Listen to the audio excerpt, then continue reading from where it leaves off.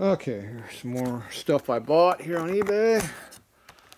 This here I pre-opened looking for something else. I already opened the box. I haven't pulled it out of the box yet, but I opened it. So this is a left case. Full of popcorn, what a mess.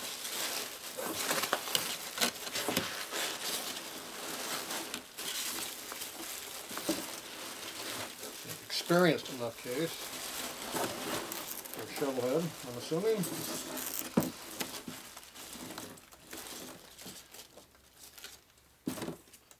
Popcorn makes a big mess. Alright. Yeah. Ventilated.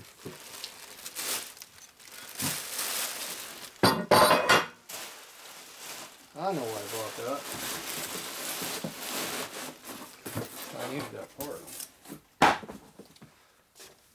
Alright, so that is a left case off of a shovelhead. It's got 7/16 studs in here instead of a 3/8. That makes an old motor. So this is what happens when a connecting rod's parts company with your motor. And there's your casting right there telling you it's a shovelhead motor too. It's 1970 B case, so it's probably a late production. It's probably something around 80, maybe a little higher. First thing you always look on a case is make sure there's no lip between the steel and the aluminum. If there's a lip, the insert's loose in the case. Case is junk. This one's nice and flush, like machined, so I like that. It's actually pretty good casting, so this is definitely in the 80s, because they had really horrible castings in the 70s, the earlier 70s. So this one actually still has a good, nope, it's broken.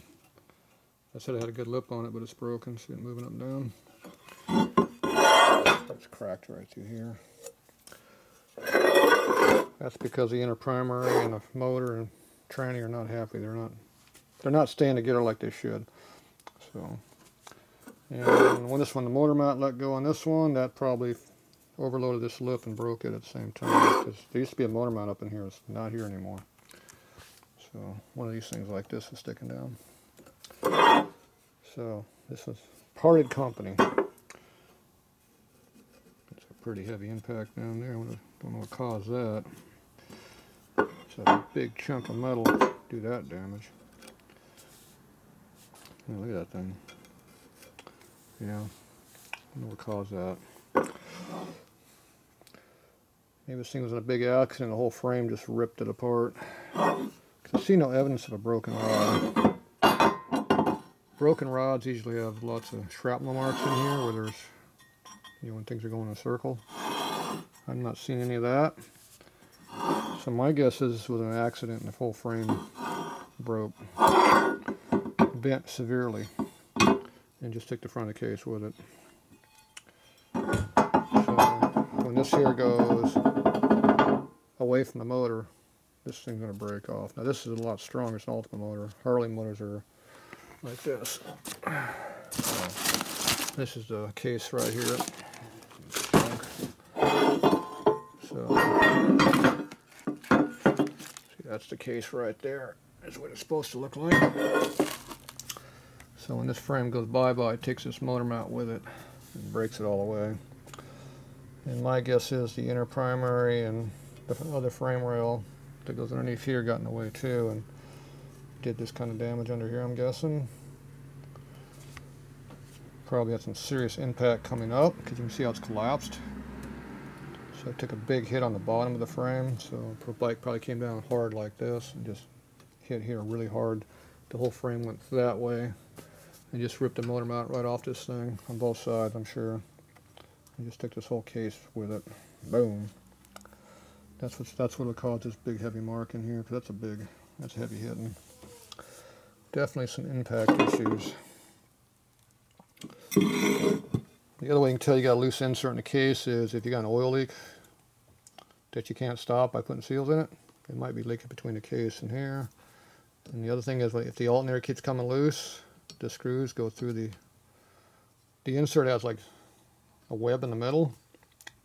and the casting of aluminum goes around it, and it's got like fingers sticking out. And what happens is these screws go through the steel and the aluminum, and the aluminum doesn't move and the steel does, so it goes back and forth and shears the screws off. It also makes them really loose, and they start leaking, or the whole thing starts getting loose, and it starts leaking through those also, but usually by that point it's leaking pretty heavily through the case down here anyway. So these are all issues you see when you've got a case. So this one here, I don't know what year it is, because the only number we see was right here, and we only got part of it. So on the earlier motors, I thought they had, or the late 70s motors, it's usually got a number in here somewhere, etched in.